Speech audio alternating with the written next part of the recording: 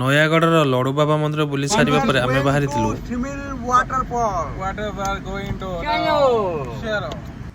ନୟାଗଡ଼ର ଶିମିଳିଝର ୱାଟରଫଲ୍ ଗଲା ବାଟରେ ଆମେ ଏଭଳି କିଛି ସବୁ ସୁନ୍ଦର ଦୃଶ୍ୟ ଦେଖୁଥିଲୁ।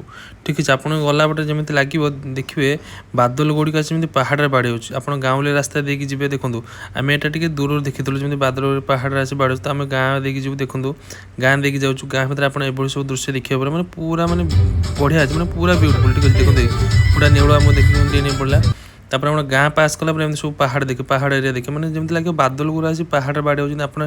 ଆମେ ବର୍ତ୍ତମାନ ସେଇ ଜାଗାକୁ ଯାଉଛୁ, ମାନେ ଯେଉଁ ଜାଗାରେ ଦେଖନ୍ତୁ ଆପଣ ଯେଉଁ ଜାଗା ବର୍ତ୍ତମାନ ଦେଖୁଛନ୍ତି। ଠିକ୍ ଅଛି, ମାନେ ବାଦଲ ଗୁଡ଼ିକ ଆସି ପାହାଡ଼ ଯେଉଁ ଭାବରେ ବାଡ଼େଇ ହେଉଛି। ଠିକ୍ ଅଛି, ଆମେ ଯାଉଛୁ କେଉଁଠି ନା ନୟାଗଡ଼ ଶିମିଳିଝର। ଠିକ୍ ଅଛି, ତ ମୁଁ ଏ ଭିଡ଼ିଓରେ ଲଙ୍ଗ୍ ହେଇଯିବ ବୋଲି ତ ମୁଁ ନେକ୍ସଟ ପାର୍ଟ ଆଣିବି ନୟାଗଡ଼ର ଶିମିଳିଝର ୱାଟରଫଲ୍। ତଥାପି ମୁଁ ଏଇଥିପାଇଁ ଏ ପାର୍ଟ ଭିଡ଼ିଓଟା ଆଣିଛି ଯେ ଦେଖନ୍ତୁ ଗଲା ବାଟେ ଆପଣ କେଉଁ ଭଳିଆ ସୁନ୍ଦର ସୁନ୍ଦର ଦୃଶ୍ୟ ଦେଖିବେ, ମାନେ ଗାଡ଼ି ଅଟକି ଆପଣ ମାନେ ଫଟୋ ଉଠାଇବା ପାଇଁ ଗୋଟେ ବଢ଼ିଆ ବଢ଼ିଆ ଭ୍ୟୁ ବି ଆସେ, ଆପଣ ବ୍ୟାକଗ୍ରାଉଣ୍ଡର ଭଲ ଭଲ ଭ୍ୟୁ ଆସିବେ। ଦେଖନ୍ତୁ ପୁରା ସୁନ୍ଦର ଦୃଶ୍ୟ। ଠିକ୍ ଅଛି, ତ ମୋତେ ଯେଉଁମାନେ ନୂଆ ସବସ୍କ୍ରାଇବ୍ କରୁଛନ୍ତି ମୁଁ ତାଙ୍କୁ କେବେ ବି ନିରାଶ କରିବିନି। ଠିକ୍ ଅଛି, ତ ମୁଁ ତାଙ୍କ ପାଇଁ ଆଉ ଗୋଟେ ପାର୍ଟରେ ନୟାଗଡ଼ ଶିମିଳିଝର ୱାଟରଫଲ୍ ଆଣିବି।